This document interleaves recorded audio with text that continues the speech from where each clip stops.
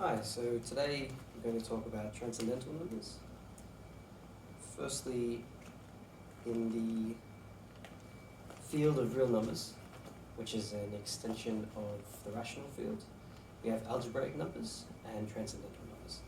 So algebraic numbers are essentially just numbers that are the roots of a polynomial equation with integer coefficients, whereas a transcendental number is not. So some classic examples of transcendental numbers are e, pi, log 2. These are all transcendental because they're not the root of any polynomial equation with integer coefficients. So you'll notice that all of these numbers are irrational. And so every transcendental number is irrational, but the converse is not true. Not every irrational number is transcendental. For example, root 2 is a fairly classic root of a quadratic. So this is, whilst it is irrational, it's algebraic. It's not a transcendental number.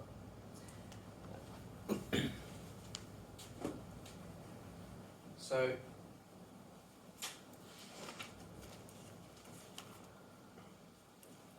we saw in lectures that equations like this one, x cubed minus 6x plus 3 equals 0. We've seen that this has no rational solutions, but by the intermediate value theorem, there is at least a solution over the reals. The solutions to this equation are irrational, but obviously because they are solutions to an equation with integer coefficients, it's not transcendental. So, interestingly enough, whilst I said just before that numbers such as pi and e are transcendental, you'd think that combinations of these numbers would also be transcendental. So for example, pi times e or pi plus e, you'd think that they would be transcendental. But there's actually quite a simple proof that one of these, at least, is not transcendental.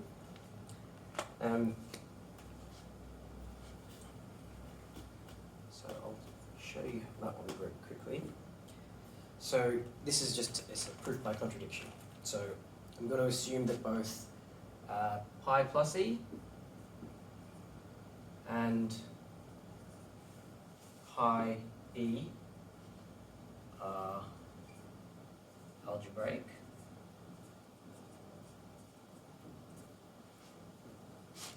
So then I'm going to write,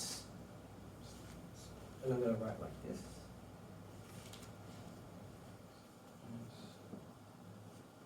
Ix minus e. And so if I expand that out, we get x squared minus xe minus pi x plus pi e. Okay. And then if I do a little bit of rearranging here, let's say that that's going to be the same thing as x squared minus x, and so e plus pi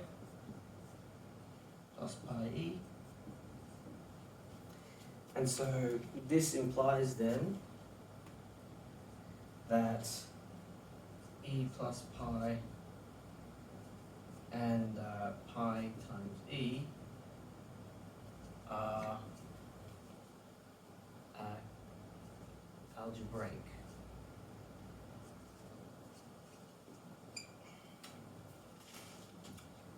So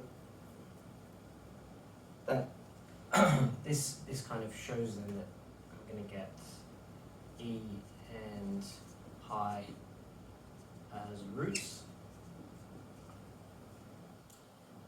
If I set this thing to 0, so it's going to imply that E and pi are algebraic, and so I made a slight mistake there. This should be transcendental.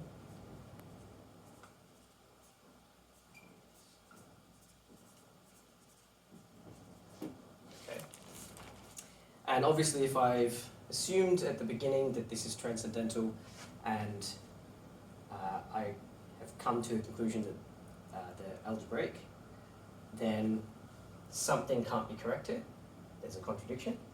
And so at least one of these has to be either e plus pi or pi times e has to be transcendental. So we can show that at least one of them is transcendental, but we can't show which one yet. It's quite interesting that something so seemingly simple is still unsolved. So get rid of this.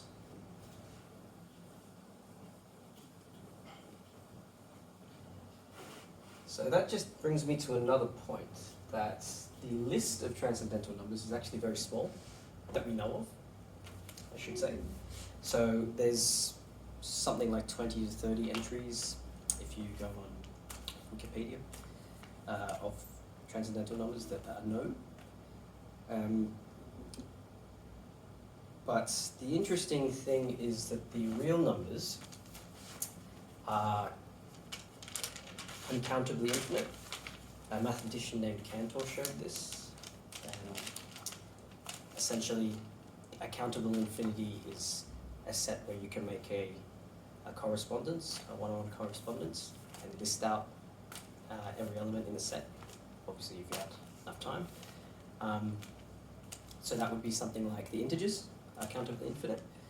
An uncountably infinite set would be something where, a set where you can't perform that list, because you'll always have another number that you could squeeze into the list that wasn't in the list when you think you've completed it. So an example of that would be the irrational numbers. So the real numbers are uncountably infinite, obviously, as they contain rationals and irrationals. So we do know, however, that the set of algebraic numbers over the reals is countably infinite. And so if all the real numbers are made up of both algebraic numbers and transcendental numbers, that then implies that the set of all transcendental numbers over the reals is uncountably infinite. So I find that quite interesting, that although we've only found very few transcendental numbers, there are in fact an uncountably infinite set of them. There are many more transcendental numbers than there are integers in the real numbers, for example, which I find very, very interesting. So it's kind of like we don't know most numbers, which is a very weird thing to say, but that's kind of what it feels like. We don't know most numbers because there are far more numbers that we don't know of, being transcendentals, than we do know of. Obviously, algebraic numbers are much easier to find, given that they are roots to polynomial equations of integer coefficients.